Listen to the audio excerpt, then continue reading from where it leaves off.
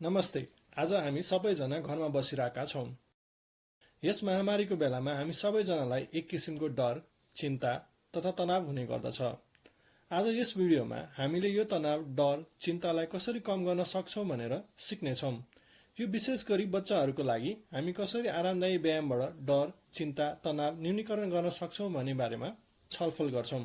तपाईहरू सबैलाई यस भिडियोमा स्वागत छ। आउनुस् यसको सुरुवात हामी एउटा छोटो विधिबाट सुरु गरौँ, जसलाई हामीले लामो सास प्रश्वास पनि भन्दछौँ। यो लामो सास प्रश्वास प्रक्रिया एकदमै सरल र छोटो उपाय हो, जसले गर्दा हामीले आफ्नो शरीरमा तनाव, चिन्ता र डरलाई चाँडै न्यूनीकरण गर्न सक्छौँ। यस विधिका लागि हामी सबैजना एक शान्त आरामदायी ठाउँमा बस्न सक्छौँ वा सुत्न सक्छौँ। यदि कुर्सीमा हुनुहुन्छ भने आफ्नो ढाडलाई सिधा राख्नुहोस्। यदि तपाईँ पलेटी कसेर बस्नु भएको छ भने आफ्नो मेरुदण्ड वा ढाडलाई सिधा बनाउनुहोस्। यदि ओछ्यानमा हुनुहुन्छ भने आफ्नो पूरा शरीरलाई सिधा बनाएर राख्नुहोस् र दुवै हातलाई आफ्नो शरीरलाई नछोई भुइँमा आकाशतिर फर्काएर राखौँ। बसिराख्नु भएको छ भने आफ्नो हत्केलाहरूलाई घुँडामाथि राखेर आकाशतिर फर्काउनुहोस्। यति गरिसकेपछि हामी बलुन फुकाएको जस्तो लामो सासभित्र तानेर आफ्नो छातीलाई बलुन झैँ ठुलो बनाउँछौँ। आउनुस् यो प्रक्रिया एकपटक सँगै गरौँ। अब हामी बलुनमा हावा भरे जस्तै आफ्नो छातीलाई बाहिरको हावा तानेर ठुलो बनाऊँ र रोकौँ। रोकिसकेपछि मनमनै 5 सम्म गनौँ र बिस्तारै आफ्नो सास बलुनबाट हावा निकाले झैँ फालौँ। एकपटक फेरि यो प्रक्रिया सँगै गरौँ। एकचोटि लामो सास लिऊँ र रोक्नुहोस्। अब मनमनै 5 गर्नुहोस्। 1 2 3 4 5। अब बिस्तारै सासलाई छोड्नुहोस्। यो प्रक्रिया हामी एकचोटिमा 5 देखि 10 पटकसम्म गरौँ। यसको फाइदा भनेको हाम्रो मस्तिष्कले पर्याप्त मात्रामा अक्सिजन पाउनेछ, जसले गर्दा हाम्रो शरीर र मस्तिष्कमा चाप भइरहेको अवस्था हुन्छ त्यो कम भएर हामीले आफ्नो शरीरको नियन्त्रण पाउनेछौँ। साथै यस प्रक्रियाले हामीलाई स्थिर भई बस्न सहयोग गर्छ। यसले धैर्यता तथा ध्यान केन्द्रित गर्ने शक्ति पनि बढाउँछ। तसर्थ यो सानो उपायले हाम्रो शरीर र मस्तिष्कको सम्बन्ध प्रगाढ हुन्छ। यस विधिलाई हामी लामो सास प्रश्वास विधि भन्छौँ। आउनुस् अब हामी शरीरका विभिन्न अङ्गका मांसपेशीहरूको सहयोगले आरामदायी व्यायामद्वारा तनावलाई व्यवस्थापन गर्न सिकौँ। यस विधिमा हामी अघि जस्तै बस्न सक्छौँ वा उभिन र सुत्न पनि सक्छौँ। एकपटक म फेरि दोहोऱ्याउँछु। यदि तपाईहरू बस्नु भएको छ भनेपछि आफ्नो ढाडलाई सिधा राख्नुहोस्। यदि सुत्नु भएको छ भने आफ्नो हत्केलाहरूलाई जिउमा नछोइकन आकाशतिर फर्काएर राख्नुहोस्। अब हामी पलेटी कसेर बस्दैछौँ भने या कुर्सीमा बस्दैछौँ भने आफ्नो हत्केलालाई पनि आकाशतिर फर्काएर घुँडामाथि राख्नुहोस्। पहिले हामी लामो सास प्रश्वास विधि 3 पटक फेरि दोहोऱ्याउँ। अघि जस्तै हामी एकचोटि लामो सास लिऊँ। सास लिइसकेपछि सासलाई भित्रै राखौँ र मनमनै 5 सम्म गनौँ।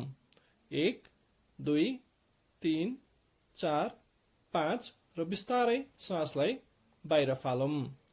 यो प्रक्रिया हामी 3 पटकसम्म फेरि दोहोऱ्याउँ। यसलाई 3 पटकसम्म गरिसकेपछि अब आउनुस् हामी मांसपेशीको विधिमा अगाडि बढौँ। अब हामीले आफ्नो हातहरूलाई सिधा राखौँ। सिधा राखिसकेपछि दुवै हातमा 2वटा कागती छ भनेर हामी सम्झौँ। त्यो सम्झिसकेपछि अब दुईटै कागती हामी निचोर्दैछौँ भनेर सकेसम्म बेसरी मुठी कसौँ। मुठी कस्दाखेरि एकदमै दुख्ने गरी चाहिँ बल प्रयोग नगर्नुहोस्, तर सकेसम्म बल चाहिँ लगाउनुहोस्। अब हाम्रो हातहरूको मांसपेशी तनावको अवस्थामा छ र हामी कागती बिस्तारै निचोर्दैछौँ भन्ने कल्पना गरौँ र मनमनै 10 सम्म गनौँ। 10 गनिसकेपछि अब हामी फेरि आफ्नो हातहरूलाई खुकुलो बनाएर आरामदायी अवस्थामा फर्किन्छौँ। आउनुस् यो प्रक्रिया हामी एकचोटि फेरि सँगै गरौँ। फेरि आफ्नो दुवै हातलाई सिधा राख्नुस् र दुवै हातमा 2वटा कागती राखेको छौँ भन्ने सम्झौँ। अब ती कागतीहरूलाई हामी निचोर्दैछौँ र त्यसबाट रस आउँदैछ भन्ने कल्पना गरौँ र सँगसँगै हाम्रो हातका मांसपेशीहरू तनावमा छन् भन्ने कुरालाई याद राखौँ। अब हामी 10 सम्म गनौँ। 1 2 3 4 5 6 7 8 9 10। यति गनिसकेपछि फेरि आफ्नो हातलाई हामी खुकुलो बनाएर आरामदायी अवस्थामा फर्क्यौँ। हामी सबैजनाले कुकुर बिरालोलाई जिउ तन्काएको हेर्नु भएको होला। कुकुर बिरालोले जस्तै आफ्नो मांसपेशीहरूलाई मजाले तन्केकै अवस्थामा मनमनै फेरि 10 सम्म गनौं र बिस्तारै सामान्य अवस्थामा फर्कौं।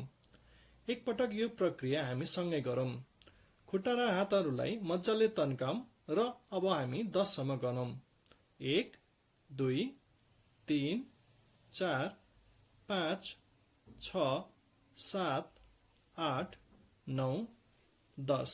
अब बिस्तारै आरामदायी अवस्थामा फर्क्यौं। अब अर्को तरिकामा हामीले कछुवा जस्तै आफ्नो घाँटी लुकाउन कोसिस गरौं। यसमा हामीले आफ्नो दुवै कानलाई छुने प्रयास गर्छौं र मनमनै फेरि 10 गनेर सामान्य स्थितिमा फर्किन्छौं। आउनुस् एकपटक हामी यो प्रक्रिया सँगै गरौं। आफ्नो दुवै कानलाई छुने प्रयत्न गरौं र त्यही अवस्थामा 10 गनौं।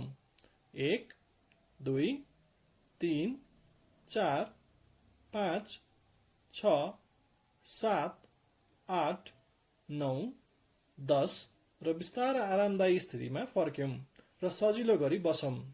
त्यसपछि हामी जसरी चकलेट च्युइङगमलाई दाँतको बीचमा राखेर च्याप्छौं त्यसरी नै आइए गरेको अवस्थामा अनुहारको मांसपेशीलाई कडा बनाएर 10 सम्म गनौं र बिस्तारै सामान्य अवस्थामा फर्क्यौं। एकपटक हामी यो प्रक्रिया सँगै गरौं। हामीले आफ्नो दुवै दाँतको बीचमा च्युइङगम च्यापेको झैं आइए गरेर 10 सम्म गनौं।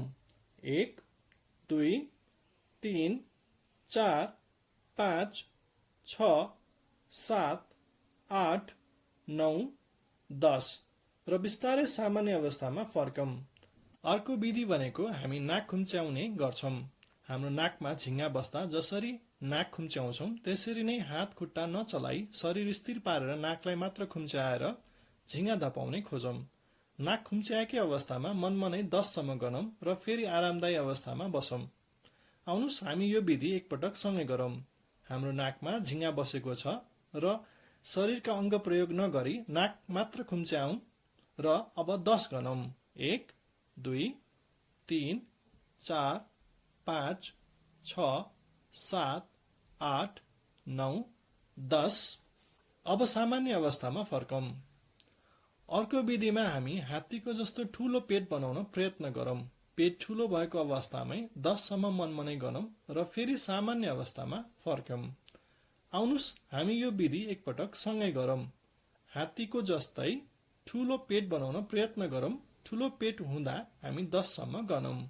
1 2 3 4 5 6 7 8 9 10। अब बिस्तारै आरामदायी अवस्थामा फर्क्यौं। अब हामी यस विधिको अन्त्यमा छौं। हामी अब आफ्नो खुट्टाहरूको औंलाले केही समातेको जस्तो गरी खुट्टाको औंलाहरूलाई खुम्च्याउँछौं। यस अवस्थामा तपाईको पाइतालाहरू भुइँमा छोएको हुनुपर्छ। यस विधिको लागि उभिनु भयो भने राम्रो होला। तर बसिराख्नु भएको छ वा सुत्नु भएको छ भने घुँडाहरूलाई खुम्च्याएर पाइताला भुइँमा राख्दा पनि हुन्छ। आउनुस् यो विधि एकपटक सँगै गरौं। खुट्टाहरूको औंलाले केही कुरा बेसरी समातेको जस्तो गरौं र त्यही अवस्थामा मनमनै 10 सम्म गनौं। 1 2 3 4 5 6 7 8 9 10 र बिस्तारै आरामदायी अवस्थामा फर्कौं। यो मांसपेशीको विधि हामीले दिनमा 2 पटक गर्नुपर्दछ। गाह्रो भएको अवस्थामा जुन बेला हाम्रो शरीरमा परिवर्तन हुन्छ शरीरले संकेत दिन्छ, जस्तै तनावले गर्दा टाउको दुख्ने, पेट दुख्ने, हात दुख्ने, सास फेर्न गाह्रो भएको जस्तो हुने, त्यस्तो अवस्थामा यो व्यायाम हामी गर्न सक्छौं। यो व्यायाम हामीले 2 वटा विधिमा छुट्याएका छौं। एउटा लामो सास प्रश्वास र अर्को मांसपेशीको खुम्च्याउने र खुकुलो बनाउने विधि छन्। यो व्यायाम हरेक उमेरका बालबालिका तथा वयस्क र वृद्धले पनि गर्न सक्नुहुन्छ। खाना खानु भएको छ भने 2 घण्टाको अन्तरालमा गर्न सक्नुहुन्छ। यस व्यायामले मन, मस्तिष्क र शरीरको सम्बन्ध प्रगाढ बनाउँछ, हाम्रो डर, चिन्ता, तनावलाई कम गराउँछ, साथसाथै हाम्रो धैर्यता, सहनशीलता पनि बढाउँछ र रिस कम गर्न सहयोग पुर्याउँछ। यदि तपाईलाई यो भिडियो राम्रो लागेमा लाइक, शेयर, कमेन्ट र सब्स्क्राइब गरिदिनु होला। सुरक्षित रहौं, स्वस्थ रहौं। धन्यवाद।